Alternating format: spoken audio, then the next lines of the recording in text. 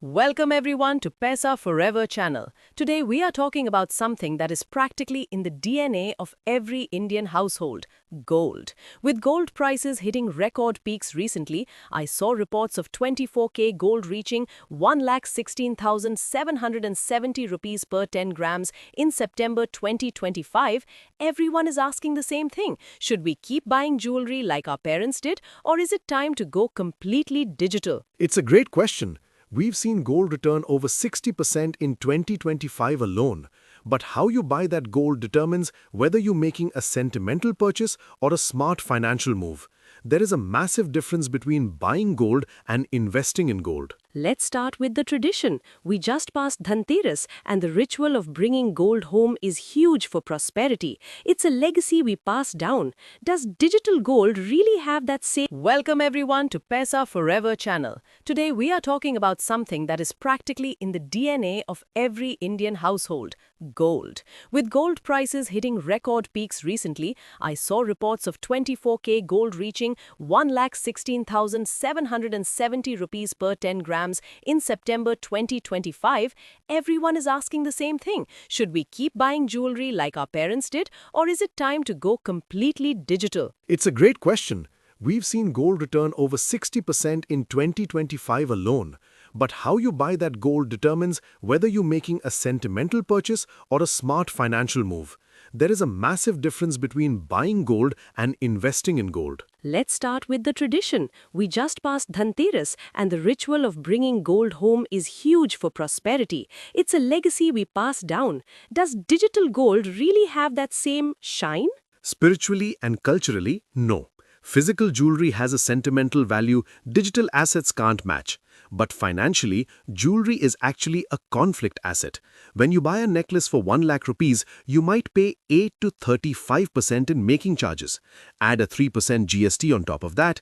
The moment you walk out of the store, your investment value has dropped to maybe 85,000 rupees. That's a painful realization. So, if I'm looking at gold purely for wealth, what are the modern alternatives? There are 4 heavy hitters now: gold ETFs, sovereign gold bonds SGBs, digital gold, and electronic gold receipts EGRs. I hear a lot about digital gold because you can start with just rupee 1 on apps like PhonePe or Google Pay. It's so convenient. No locker worries, no theft risk. Isn't that the perfect entry point? It's convenient for micro savings, yes. Your gold is stored in insured, secure vaults. But there's a catch that SEBI has been warning us about.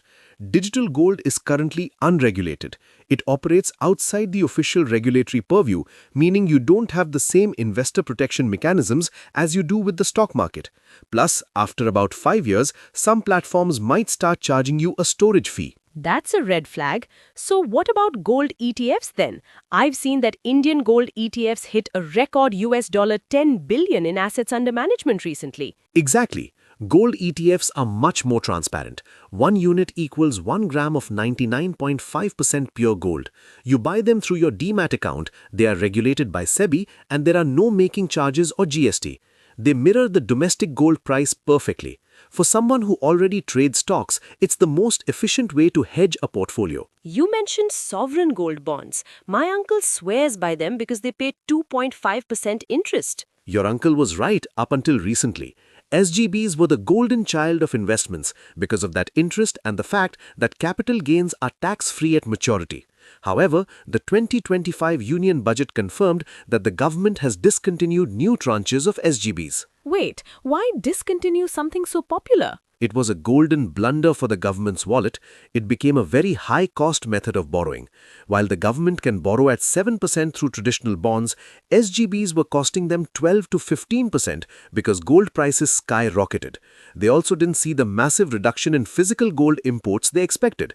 So while existing holders are safe, the door is closed for new issuances. That's a major shift in the landscape. So for 2026, if I can't buy new SGBs, I should look at electronic gold receipts? Yes, EGRs are the new frontier. They are SEBI regulated, traded on exchanges like the NSE and BSE, and represent physical gold held in registered vaults. You can even eventually withdraw the physical gold if you want. It's basically the bridge between the digital and physical worlds. Let's talk about the why behind these prices. Why did gold jump 60% in a year? It's a perfect storm of macro factors. First, central banks, especially the RBI, are on a buying spree. As of March 2025, gold makes up 14% of India's foreign reserves. Why? Because of a global push for de-dollarization. Countries like Russia and China are moving away from the US dollar to avoid risks like being kicked out of the SWIFT system.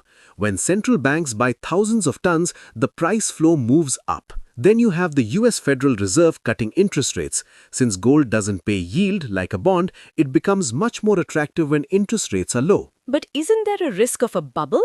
I see everyone rushing to buy gold because they're afraid of missing out. You've hit on the most dangerous part of gold investing, behavioral biases.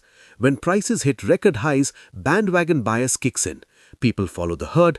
Then there's recency bias, where investors assume because gold went up for 12 months, it will go up forever. I felt that. You see the chart going up and you think, I need to get in now. Rational investors should watch out for confirmation bias, only looking for news that says gold will rise. Actually, looking towards 2026, there are three scenarios.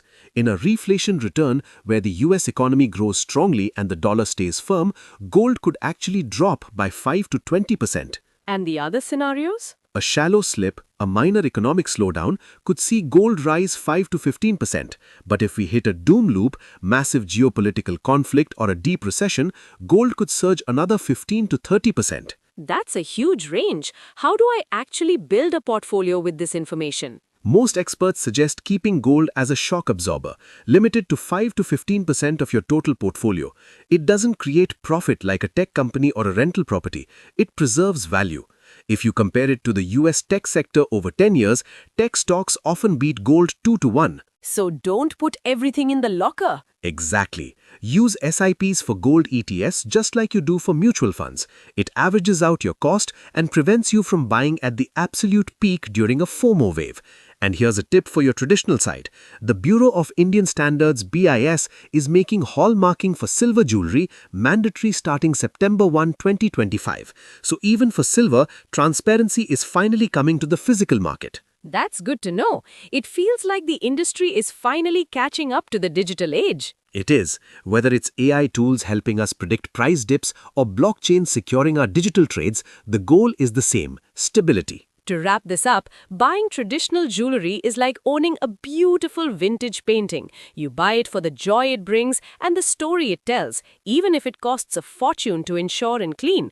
But digital gold and ETFs are like owning shares in the art gallery itself. You don't get to hang the painting on your wall, but you get to profit from its value without the making charges of the frame. Perfectly said. Balance your heart and your wallet. Thanks for joining us. Remember to consult a certified advisor before making big moves. Happy investing!